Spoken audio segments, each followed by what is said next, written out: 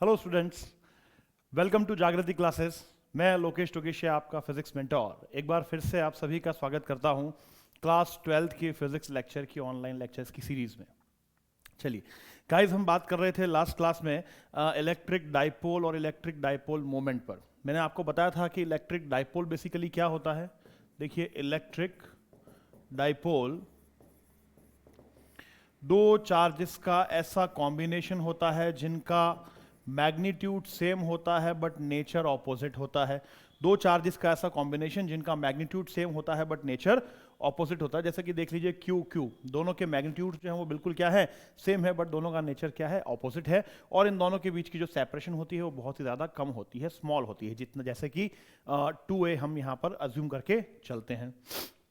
तो बेसिकली ये आपका जो है वो डाइपोल हो जाता है, इलेक्ट्रिक डाइपोल। उसी के बाद में हमने बात की थी गाइस इलेक्ट्रिक डाइपोल मोमेंट पर। इलेक्ट्रिक डाइपोल मोमेंट, मैंने आपको बताया था कि हर इलेक्ट्रिक डाइपोल का एक डाइपोल मोमेंट होता है जो बेसिकली उसकी स्ट्रेंथ को डिफाइन करता है। और ये एक वेक्टर क्वांटिटी है जिसकी वैल्यू क्या होती है, P। इसको कैपिटल P से डिनोट किया जाता है। Electric dipole moment is nothing but a numerical value which is equal to the product of magnitude of either charge and separation between them. ये न्यूमेरिकली किसके इक्वल होता है, product of magnitude of either charge, दोनों में से किसी एक charge का मैग्नीट्यूड ले लीजिए जो कि हमने ले लिया यहाँ पर small q, and separation between them, इन दोनों के बीच की सेपरेशन जो कि हो जाएगी यहाँ पर 2a। क्लियर? ये एक इलेक्ट्रिक डाइपोल मोमेंट हो जाता है। ये एक वेक्टर क्वांटिटी है। डायरेक्शन जो होगी इसकी कहाँ होगी, direction always from negative charge to positive charge, हमेशा नेगेटिव से पॉजिटिव की तरफ इलेक्ट्रिक डाइपोल मोमेंट की डायरेक्शन अज्यूम की जाती है। क्लियर है? यहां तक हमने बात कर ली थी।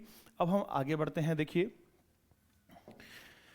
अब हम बात करते हैं, देखिए आज का हमारा जो टॉपिक है वो ये है electric field intensity. Electric field intensity at an axial point of electric dipole। Electric dipole क्या हेडिंग है बेटा?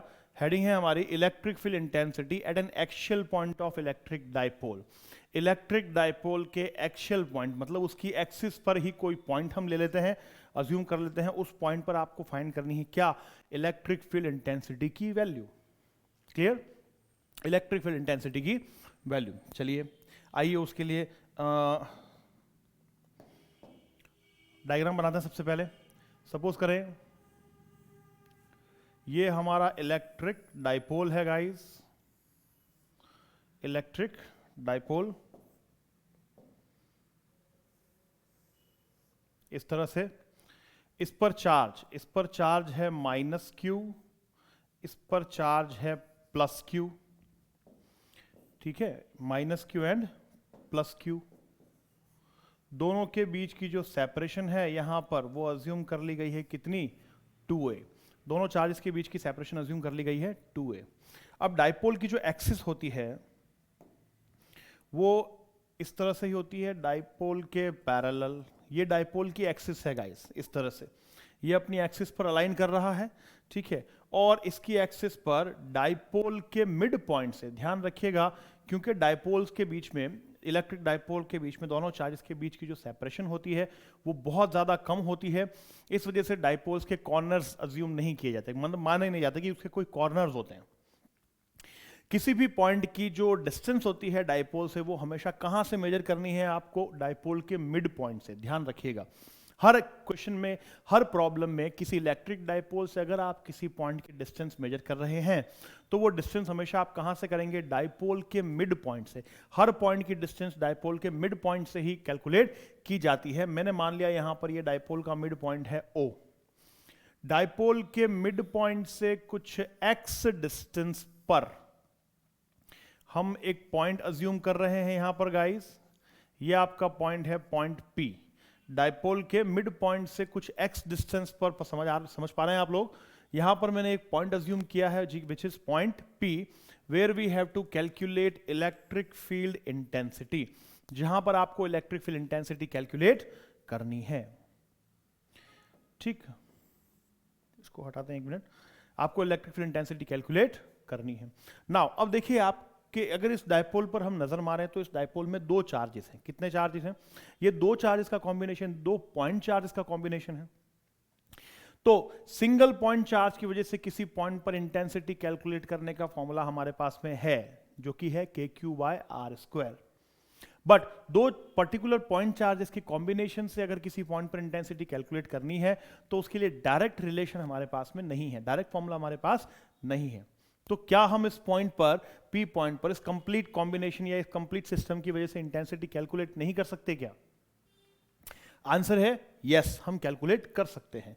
कैसे कैलकुलेट कर सकते हैं? कुछ नहीं, आपको प्रिंसिपल ऑफ सुपरपोजिशन याद कीजिए। ठीक है, क्या ये एक सिस्टम है ऑफ मल्टीपल चार्जेस? यस, ये एक सिस्टम है। कैसा?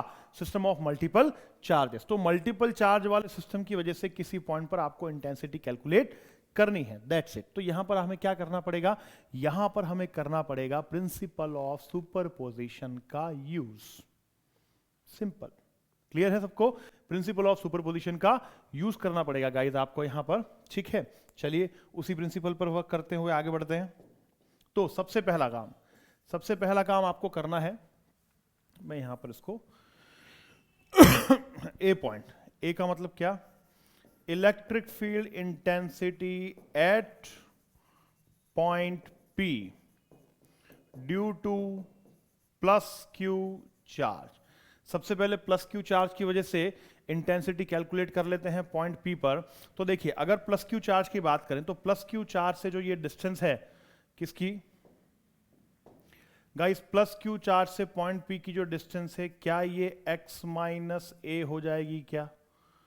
बिल्कुल ठीक, x माइनस a हो जाएगी, क्योंकि यहां से देखिए ये डिस्टेंस x है, उसमें से ये डिस्टेंस आपकी कितनी है? ये डिस्टेंस आपकी a है। तो x में से अगर मैं a माइनस करता हूं तो q और p के बीच की डिस्टेंस मिलेगी मुझे। बिल्कुल ठीक। प्लस q की वजह से इंटेंसिटी की जो डायरेक्शन होगी, क्या वो आउटवर्ड होगी? E1, बिल्कुल आउटवर्ड होगी, क्योंकि पॉजिटिव चार्ज है ना। पॉजिटिव चार्ज की वजह से किसी भी पॉइंट पर अगर हम यहां पर टेस्ट चार्ज अज्यूम करते हैं तो इंटेंसिटी की डायरेक्शन क्या होती है? आउटवर्ड। चलिए, तो वैल्यू निकाल लेते हैं इसकी। E1 वेक्टर में अगर लिखूं मैं E1, तो formula KQ/R², R cap, KQ/R², R cap, या आर कैप की जगह आप चाहें तो आई कैप भी लिख सकते हैं। आई कैप क्यों? क्योंकि ये हॉरिजॉन्टल एक्सिस के अलोंग है, और ये आपकी हॉरिजॉन्टल एक्सिस जो है वो एक्स एक्सिस ही कहलाती है, और एक्स एक्सिस में भी ये वाली डायरेक्शन जो है वो पॉजिटिव एक्स एक्सिस है। तो यहां पर जो यूनिट वेक्टर हम यूज करेंगे वो करेंगे गाइस आई कैप। आप यूज कर सकते हैं, आर कैप भी कीजिए, कोई प्रॉब्लम नहीं है। ठीक है ना, मैं आई कैप यूज कर रहा हूं, क्लियर? चलिए, आई कैप का मतलब along positive x axis. Now R square की वैल्यू क्या हो जाएगी बेटा? यहां पर आर स्क्वायर की वैल्यू की अगर मैं बात करूं तो यहां पर हो जाती है KQ upon x minus a whole square I cap. KQ/x minus a whole square I cap. It is clear to you? ये आपके पास में इक्वेशन बन गई first, electric field intensity at point due to plus Q charge. Similarly B point देखते हैं, electric field intensity due to minus Q charge. Minus Q charge की अगर हम बात करें, electric field intensity minus Q charge की वजह से, तो वो क्या आएगी हमारे पास? देखिए, माइनस Q चार्ज की वजह से बात करेंगे तो E2 वेक्टर दोबारा से KQ/R² माइनस आई कैप। क्यों? माइनस Q चार्ज की वजह से, इसको भूल जाइए, माइनस Q चार्ज की वजह से इंटेंसिटी की जो डायरेक्शन होगी बेटा, क्या वो अंदर की तरफ होगी? बिल्कुल अंदर की तरफ होगी।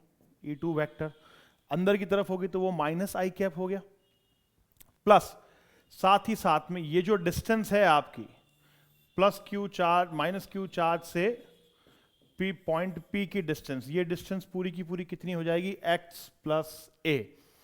पॉइंट P और माइनस Q चार्ज के बीच की डिस्टेंस यहां से यहां तक तो x आ गया, प्लस इसके आगे आपको a डिस्टेंस और ऐड करनी पड़ जाएगी। डायग्राम्स क्लियर है, सबको समझ आ रहा है? आई होप क्लियर होगा। तो यहां से ये कंप्लीट डिस्टेंस आपकी क्या हो जाती है, x प्लस a। नाउ तो E2 vector becomes KQ upon x plus a whole square minus I cap. यह आपकी इंटेंसिटी हो जाएगी due to minus Q charge. चलिए, तो net electric field intensity at point P due to whole electric dipole, या आप इसको system भी बोल सकते हैं। पूरे इलेक्ट्रिक डाइपोल या पूरे सिस्टम की वजह से net electric field intensity point P पर क्या होगी guys, E vector is equals to E1 vector minus of E2 vector. देख लीजिए, आई होप समझ में आ गया होगा सबको, ठीक है ना। वेक्टर सम करना है दोनों का, E1 vector plus E2 vector, दोनों इंटेंसिटीज का आपको क्या करना पड़ेगा, यहां पर वेक्टर सम करना पड़ेगा। तो यहां तक की बात क्लियर है, तब आगे बढ़ा जाए। चलिए आगे बढ़े। तो E वेक्टर जो है यहां पर वो किसके इक्वल है बच्चों, E1 vector plus E2 vector. आइए वैल्यूज पुट कर देते हैं। पहली E1 क्या है, KQ upon x minus a whole square I cap, plus E2 की value KQ upon x plus a whole square minus I cap, क्योंकि ठीक 180 degree vertical horizontally opposite direction में है, इस वजह से। नाउ इसको अगर हम कैलकुलेट करें तो ये हो जाएगा KQ upon x minus a whole square minus KQ upon x plus a whole square, और आई कैप मैं यहां पर कॉमन ले लेता हूं, किया जा सकता है ना। इसको मल्टीप्लाई करेंगे तो ये भी माइनस हो जाएगा, और आई कैप कॉमन आ गया यहां से। चलिए, इसको आपको कुछ नहीं करना है, सॉल्व करना है। कैसे करेंगे, KQ common upon x minus a whole square x plus a whole square. LCM अगर हम लेते हैं तो देखिए क्या ये आएगा, क्या x plus a whole square minus x minus a whole square. देख लीजिए, कुछ नहीं किया है, सिंपल एलसीएम लिया गया है। एलसीएम लेंगे तो x minus a whole square into x plus a whole square, divide करेंगे तो x minus a whole square cancel हो गया, तो x plus a whole square multiply हो जाएगा ऊपर, और इसी तरफ x minus a whole square multiply हो जाएगा। बीच का माइनस जो है वो आपका एज इट इज है। चले, सिमिलरली आगे बढ़े। KQ बाहर ही है, a plus B whole square a minus B whole square, open कर देते हैं। आइडेंटिटी लगाएं तो a plus B whole square is X square plus a square plus 2x into a। क्या ये होगा क्या बेटा, a plus B whole square की आइडेंटिटी पता है आपको?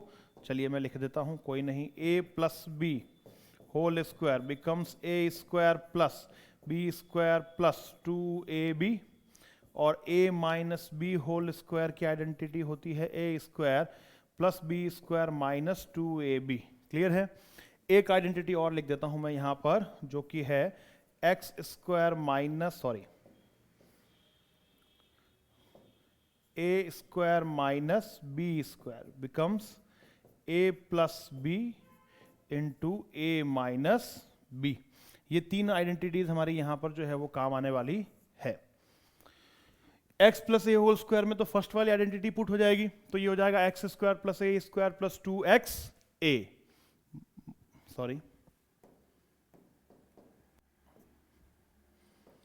माइनस अंदर आ जाएगा x square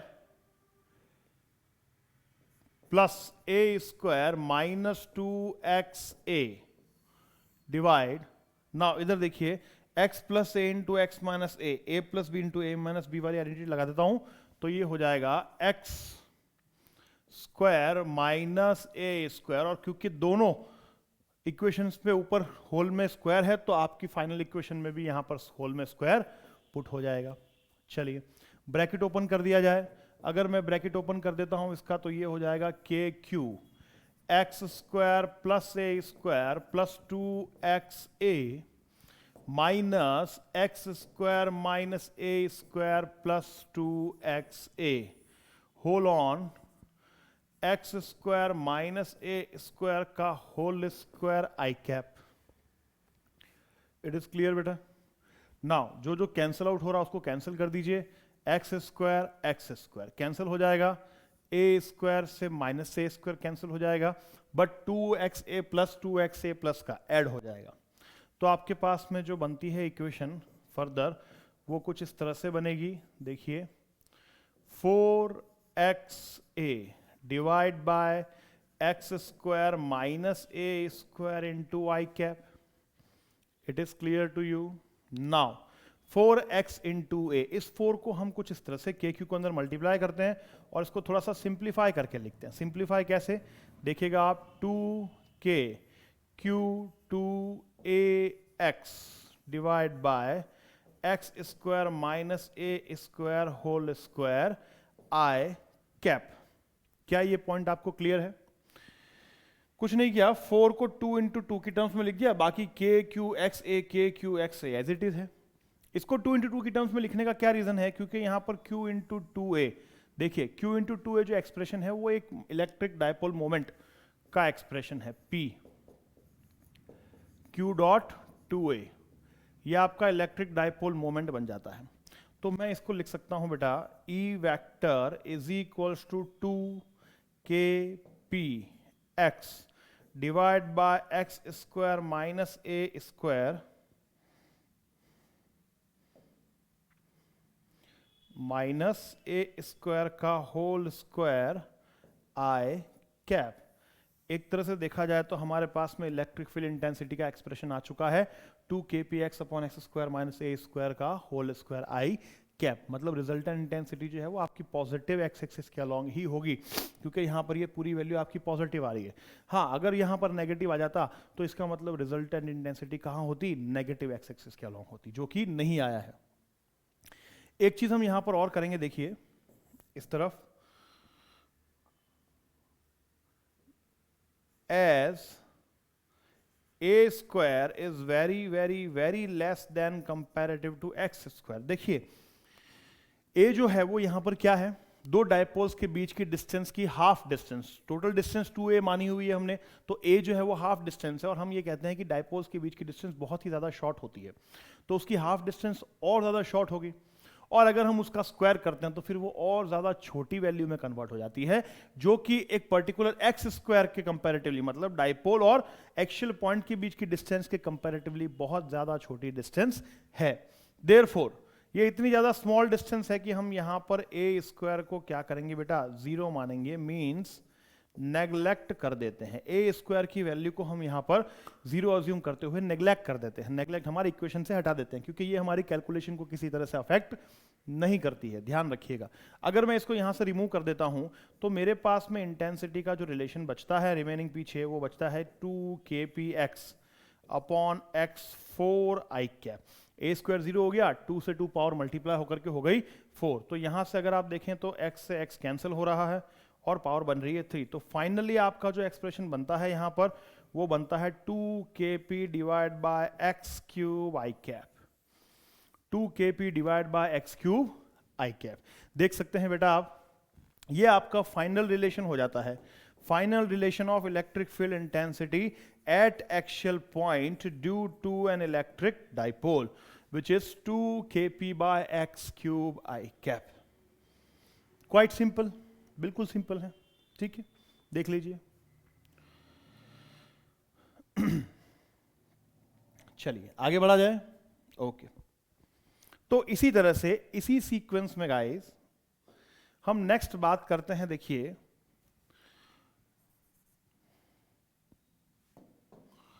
electric field intensity, EFI का मीनिंग हमेशा ध्यान रखिएगा, इलेक्ट्रिक फील्ड इंटेंसिटी है, मैं इसको एलैबोरेट करके नहीं लिख रहा हूं। Electric field intensity eight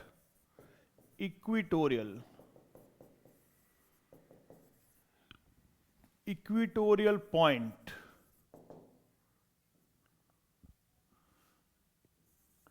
of an electric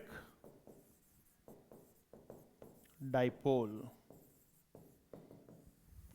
electric field intensity at equatorial point of N electric dipole. Equatorial point पर हम बात कर रहे हैं इलेक्ट्रिक फील्ड इंटेंसिटी कैलकुलेट करने की। इक्वेटोरियल पॉइंट का मतलब होता है गाइस एक्सियल पॉइंट का ठीक परपेंडिकुलर, एक्सियल पॉइंट का ठीक परपेंडिकुलर। इक्वेटोरियल पॉइंट का मीनिंग यही होता है, ठीक है ना।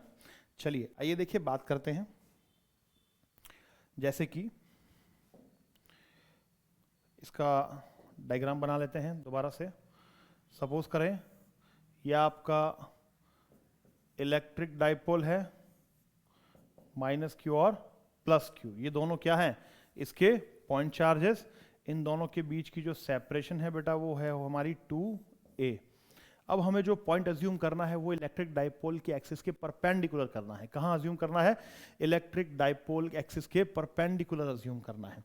तो अगर मैं परपेंडिकुलरली पॉइंट अज्यूम करूंगा तो दोबारा से मैंने आपको कहा था कि सारी डिस्टेंसेस जो है वो कहाँ से मेजर की जाती है बेटा, डाइपोल के मिड पॉइंट से। कहाँ से मेजर की जाती है, डाइपोल के मिड पॉइंट से मेजर की जाती हैं। आइए देखिए डाइपोल के मिड पॉइंट से मेजर कर रहे हैं, तो ये डाइपोल का मिड पॉइंट हो गया, सपोज कर लीजिए O। डाइपोल का मिड पॉइंट हो गया, डाइपोल के मिड पॉइंट से कुछ x डिस्टेंस पर दोबारा से हम एक पॉइंट अज्यूम करेंगे विच इज P। डाइपोल के मिड पॉइंट से x डिस्टेंस पर दोबारा से हम एक पॉइंट अज्यूम करेंगे विच इज P। कुछ नहीं किया है, पहले पॉइंट ऐसे हॉरिजॉन्टली अलाइन था, मैंने इस पॉइंट को पकड़ करके ऐसे खड़ा कर दिया, दैट्स इट। ध्यान रखिएगा इस पॉइंट को पकड़ करके क्या कर दिया गया है, इस तरह से स्टैंड कर दिया गया है, खड़ा कर दिया गया है। क्लियर है बेटा सबको। चलिए नाउ तो ये हमारा पॉइंट हो गया है। अगर प्लस क्यू से मैं पॉइंट पर इंटेंसिटी कैलकुलेट करता हूं तो क्या ये बाहर की डायरेक्शन में होगी बेटा, जैसे पहले थी, बिल्कुल ठीक, बाहर की डायरेक्शन में E1।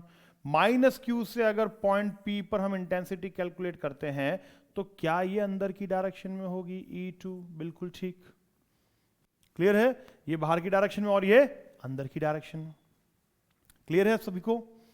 चलिए नाउ सबसे पहला काम हम क्या करेंगे, यहां पर सबसे पहला काम आपको यहां पर यही करना है, a point electric field intensity at point P due to plus q charge.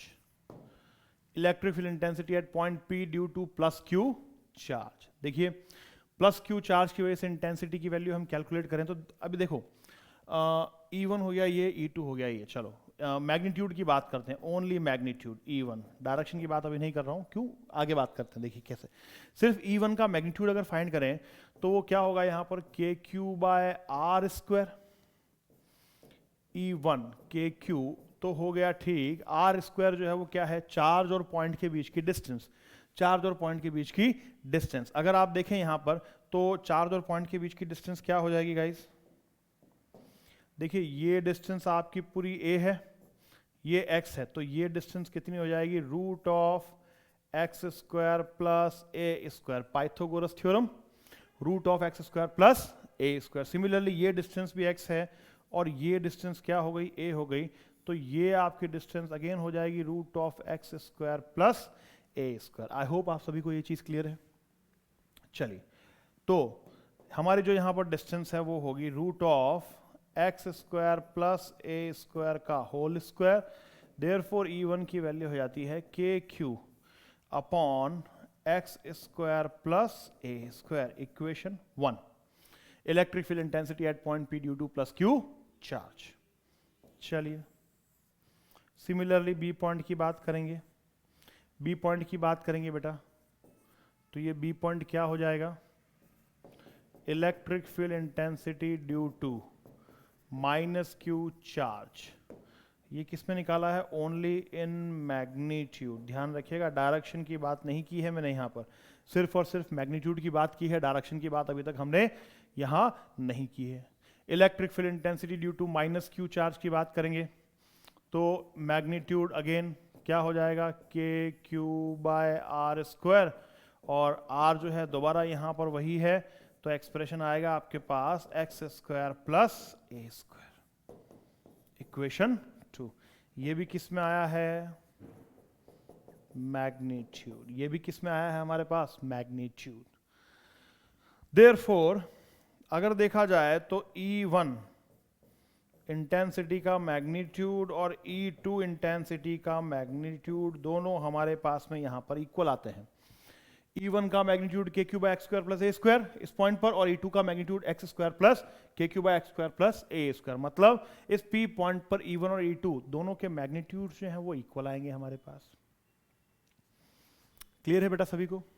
चलिए आगे बढ़ा जाए। ओके, नाउ रिजल्टेंट इंटेंसिटी या net intensity, net electric field intensity at point P due to whole electric dipole. Complete electric dipole की वजह से electric field intensity क्या हो जाएगी? देखिए सॉरी, दोबारा से E वेक्टर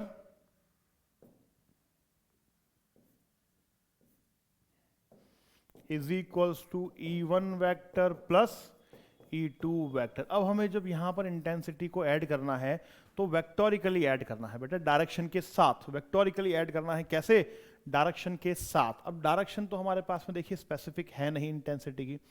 डायरेक्शन का कॉन्सेप्ट समझने के लिए एक बार फिर से हम हमारे प्रीवियस पेज पर जाएंगे और डायग्राम की तरफ देखेंगे। देखिए कैसे, मैं पीछे जा रहा हूं, सॉरी, इस तरह से आइए देखें इधर, ये हमारा डायग्राम था गाइस। नाउ अब देखिए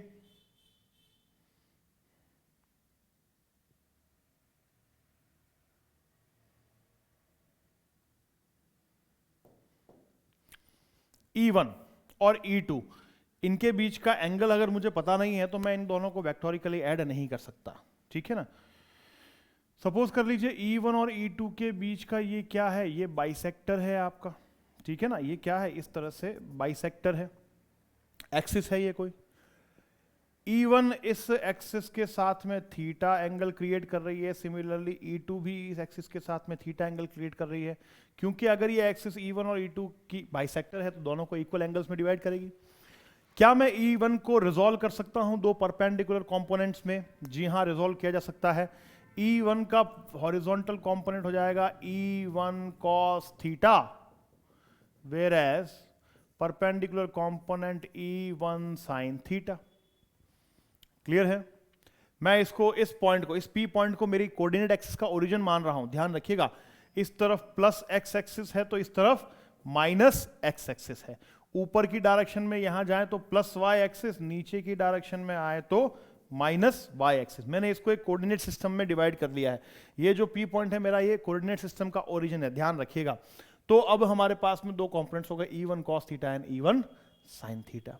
it is clear to you? चलिए, सिमिलरली E2 को भी हम दो हॉरिजॉन्टल और वर्टिकल कंपोनेंट्स में डिवाइड कर सकते हैं, रिजॉल्व कर सकते हैं। E2 का हॉरिजॉन्टल कंपोनेंट हो गया E2 cos थीटा और परपेंडिकुलर कंपोनेंट इस डायरेक्शन में E2 sin थीटा। क्लियर है बेटा सभी को? देख लीजिए, E1 के दो कंपोनेंट्स इस तरफ और इस तरफ आएंगे, cos थीटा इधर और sin थीटा इधर। cos थीटा हॉरिजॉन्टल कंपोनेंट कहां बनता है? जिस एक्सिस के साथ में वेक्टर आपका एंगल क्रिएट कर रहा होता है। ध्यान रखिएगा, वहां पर हमेशा हॉरिजॉन्टल कंपोनेंट आएगा। तो आपका ये जो वेक्टर है वो इस हॉरिजॉन्टल एक्सिस के साथ में एंगल क्रिएट कर रहा है, तो यहां पर इसका क्या आ जाएगा? हॉरिजॉन्टल कंपोनेंट cos थीटा, और इसके ठीक परपेंडिकुलर आ जाएगा vertical component sin theta. Similarly E2 की बात करें तो E2 भी इसी एक्सिस के साथ में एंगल क्रिएट कर रही है, तो यहां पर इसका horizontal component E2 cos theta, इसके ठीक वर्टिकल इसका vertical component E2 sin theta. It is clear all of you? I think it is clear. Now अब मैं वेक्टोरिकली क्या कर रहा हूं? वेक्टोरिकली क्या कर रहा हूं? इस पूरी वैल्यू को डायग्राम, ये डायग्राम क्लियर है सबको? आई होप ये डायग्राम क्लियर है, मैंने इस तरह से रिजॉल्व किया है। देखिए, E1 cos थीटा और E2 cos थीटा दोनों नेगेटिव एक्स एक्सिस से अलोंग है। E1 cos theta, E2 cos theta कहां है? नेगेटिव एक्स एक्सिस के अलोंग है। और E1 sin थीटा आपका प्लस y एक्सिस के अलोंग है और E2 sin थीटा आपका माइनस y एक्सिस के अलोंग है। डायरेक्शन आपको क्लियर है क्या इनके कंपोनेंट्स की? कंपोनेंट्स की डायरेक्शन समझ आ रही है?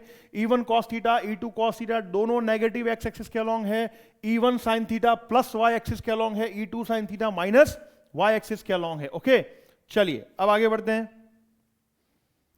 तो अगर अब इसको देखिए वेक्टोरिकली हम लिखें, यहां पर वेक्टर E1 और E2 को कंपोनेंट्स की फॉर्म में लिखते हैं, तो देखिए E1 का कंपोनेंट क्या आएगा, E1 cos थीटा माइनस आई cap, E1 cos theta minus आई cap plus E1 sin theta plus j cap, क्योंकि E1 का वर्टिकल कंपोनेंट ऊपर की तरफ था, वहां पर यूनिट वेक्टर होता है plus j cap, plus E2 की बात करें बेटा तो E2 cos theta again minus आई cap plus E2 sin theta minus j cap, minus j cap, क्योंकि E2 sin थीटा का कंपोनेंट नीचे की तरफ था, देख पा रहे हैं आप, देख लीजिए E2 sin थीटा, यहां पर जो यूनिट वेक्टर आएगा वो माइनस जे कैप होगा, ऊपर की तरफ यूनिट वेक्टर कौन सा होगा, प्लस जे कैप, इधर यूनिट वेक्टर होगा माइनस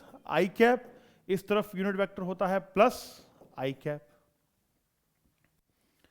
क्लियर है सभी को, देख लीजिए। चलिए गुड। तो इस तरह से देखिए मैंने E1 और E2 को कंपोनेंट्स में रिजॉल्व करके लिख दिया। अब हम जानते हैं कि यहां पर E1 का मैग्नीट्यूड और E2 का मैग्नीट्यूड दोनों इक्वल है गाइस।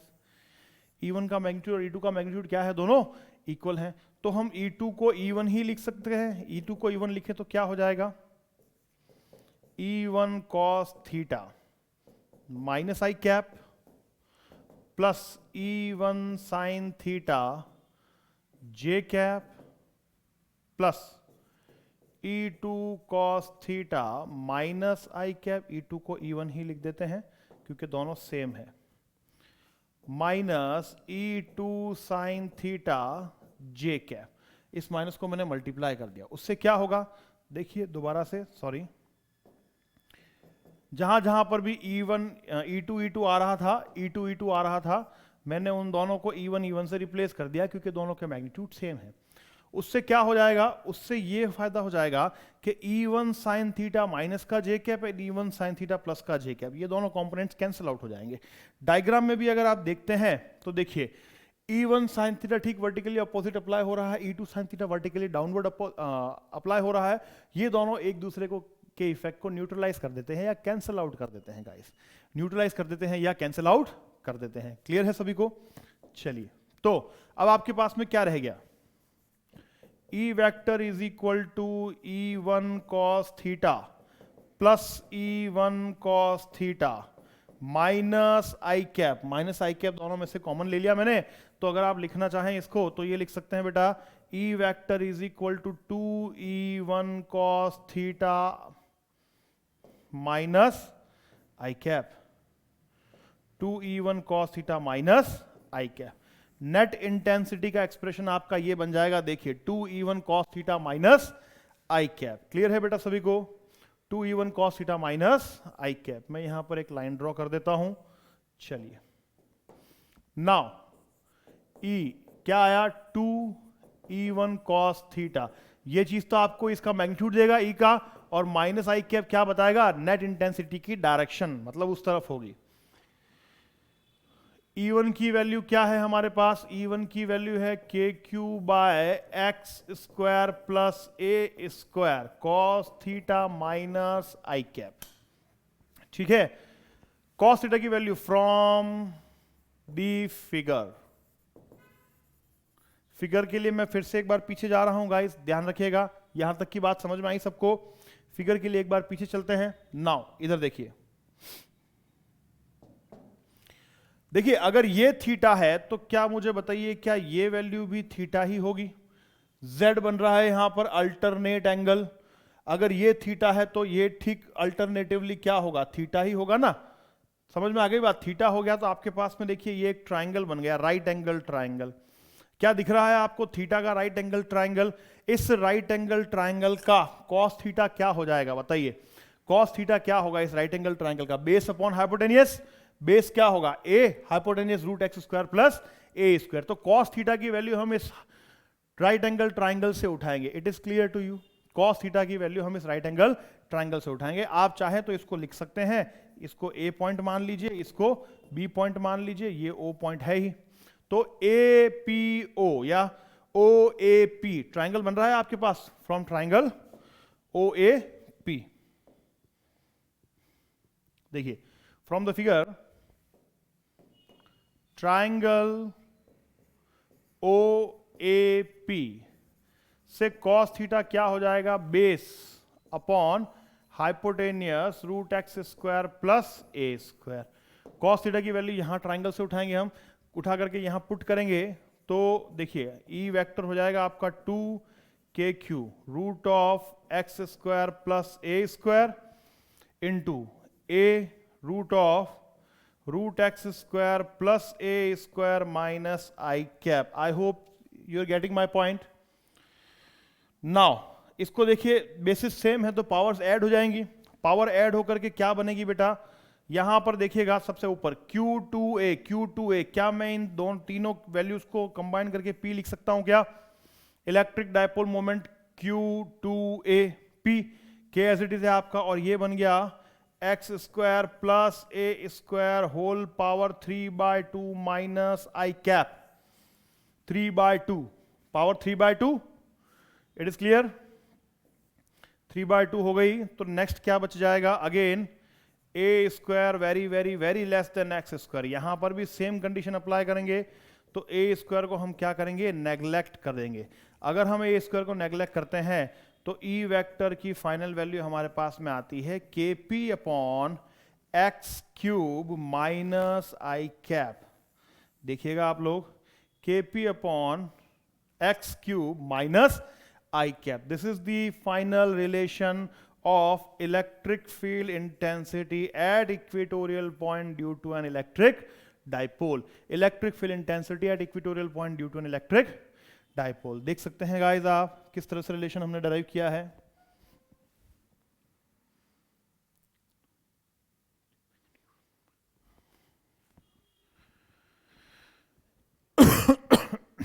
क्लियर है, देख लीजिए प्रीवियसली ये आपका यहां से स्टार्ट किया था, डायग्राम सबको समझ में आना चाहिए, डायग्राम मोस्ट इंपॉर्टेंट है इस डेरिवेशन के लिए। सबसे इंपॉर्टेंट जो चीज है यहां पर डेरिवेशन को समझने के लिए वो डायग्राम ही है गाइस, ध्यान रखिएगा।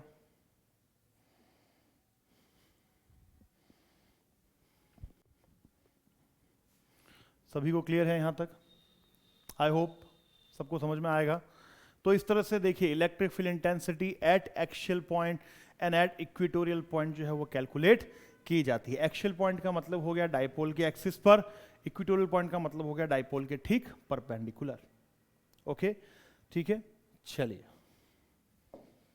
तो रेशियो क्या हो जाएगा, देखिए अगर रेशियो की बात करें, electric field intensity at axial point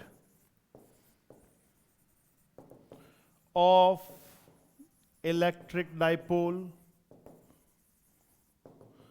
electric field intensity at axial point of electric dipole. Electric dipole के एक्सियल पॉइंट पर इंटेंसिटी की वैल्यू क्या आई, देखिए ये वैल्यू आई है हमारे पास में ई एक्सियल, ई एक्सियल आई है आपके पास में के Q 2kp/x³, 2kp/x³ and electric field intensity at equatorial point of electric dipole। E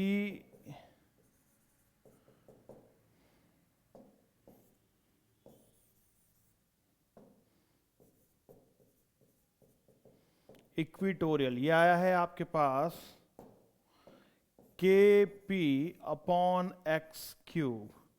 kp/x³, E equatorial आया है kp/x³। तो अगर दोनों का रेशियो लेते हैं हम, ठीक है, रेशियो कितना आएगा guys, E axial upon E equatorial, 2kp/x³ divide by kp/x³।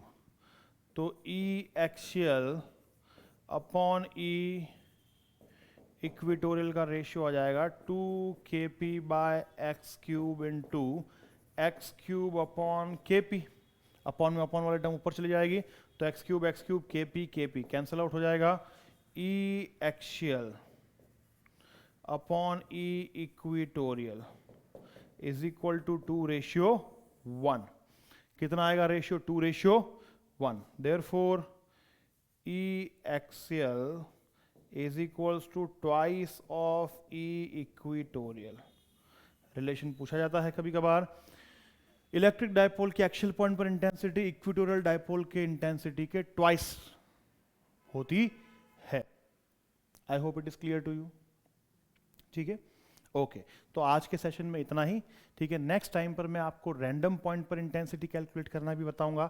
Suppose कर लीजिए intensity due to electric dipole अगर आपको फाइंड करनी है, but at any random angle, not axial, not complete equatorial, तो वो भी हम कैलकुलेट कर सकते हैं। हालांकि वो हमारे सिलेबस का पार्ट नहीं है, लेकिन उसके लिए हम फिर भी 5 मिनट्स डिस्कशन करेंगे, क्योंकि उसके ऊपर प्रॉब्लम्स पूछ ली जाती है कभी कभार। ओके, चलिए तो यहाँ तक आज के सेशन में हम आज के सेशन को हम यहीं पर एंड करेंगे गाइस। नेक्स्ट सेशन में हम इलेक्ट्रिक डायपोल की इंटेंसिटी पर बात करेंगे, और हम बात करेंगे torque developed in an electric dipole when it is placed in a uniform electric field. जब इलेक्ट्रिक डायपोल को किसी यूनिफॉर्म इलेक्ट्रिक फील्ड में प्लेस किया जाता है तो उस पर टॉर्क जो है वो कितना अप्लाई होता है। ठीक है, तब तक के लिए thank you all, thank you guys, have a nice day, thank you.